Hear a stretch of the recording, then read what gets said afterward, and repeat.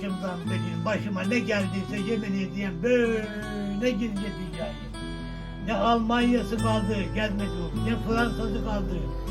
Onlara gönül böyle gidiyor. Dağlarda salat mı kazmadık, odun mu makta mı kesmedik. Bunlara gönül böyle gidiyor. Kara gözlerinde mahmurca gülüş, gayrı